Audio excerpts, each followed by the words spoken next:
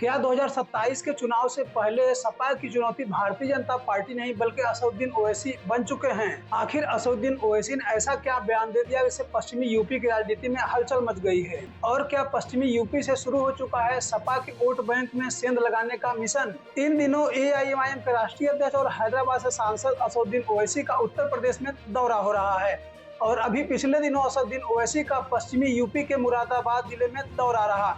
लेकिन सबसे बड़ा सवाल कि आखिरकार असदुद्दीन ओवैसी ने पश्चिमी यूपी को ही क्यों चुना? दरअसल पश्चिमी यूपी के कुछ ऐसे जिले हैं जहां पर मुसलमानों की जो जनसंख्या है वह 35% से लेकर के 50% तक है। चाहे वह रामपुर हो, मुरादाबाद हो, संभल हो, अमरोहा हो, मुजफ्फरनगर हो, इन सब जिलों में जो मुस्लिमों की आबादी है वह लगभग 50% तक है। और उसी मुरादाबाद में असदुद्दीन ओवैसी ने कहा कि उनकी लड़ाई भाजपा से। असदुद्दीन ओवैसी ने सपा के राष्ट्रीय अध्यक्ष और सांसद अखिलेश यादव पर जमकर निशाना साधा। ओवैसी ने कहा कि अब बातचीत सम्मान और बराबरी के साथ होगी। असदुद्दीन ओवैसी मेरठ में बोले कि अब हम अखिलेश यादव के सामने पैर पर पैर डालकर बैठेंगे। असदुद्दीन ओवैसी ने अखिलेश यादव पर निशाना साधते हुए पूछा कि जब आजम खान जेल में थे और जौहर यूनिवर्सिटी पर कार्रवाई हो रही थी तब उनके समर्थन में कितने नेता खुलकर सड़क पर उतरे थे। हालांकि असदुद्दीन ओवैसी ने न केवल सपा पर निशाना साधा बल्कि भारतीय जनता पार्टी पर भी जमकर निशाना साधा।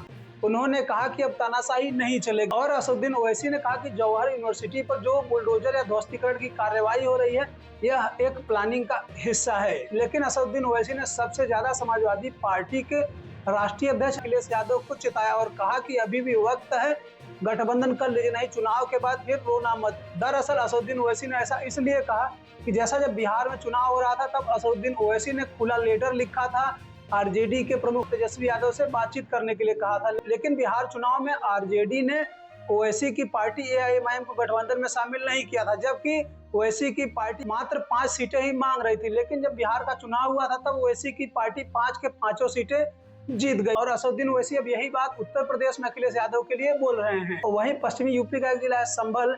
2024 में संभल में हिंसा हुई थी और संभल हिंसा में आरोपी रहे एडवोकेट जफर अली ने एआईएमआईएम को ज्वाइन कर लिया और उन्होंने कहा है कि अगर एआईएमआईएम कहती है तो वह चुनाव लड़ेंगे। मतलब यह कि अगर संभल में एडवोकेट जफर अली चुनाव लड़ते हैं तो क्या मुसलमान वोटों का बिखराव हो सकता है? वहीं संभल से विधायक इकबाल महमूद अपने बेटे सुहेल इकबाल के लिए विधायक का टिकट चाहते हैं और ऐसे में अगर सुहेल इकबाल या इकबाल महमूद को टिकट मिलता है तो और ओवैसी की तरफ से भी कोई मुस्लिम उम्मीदवार होता है तो समाजवादी पार्टी के वोटों के बीच यह बिखराव संभव है। अब सबसे बड़ा सवाल, क्या ओवैसी और सपा के बीच तालमेल बनेगा या दोनों अलग अलग चुनाव लड़ेंगे? आपकी राय क्या है? असदुद्दीन ओवैसी पश्चिमी यूपी में सपा को कितना नुकसान पहुंचा सकते हैं? कमेंट करके जरूर बताएं।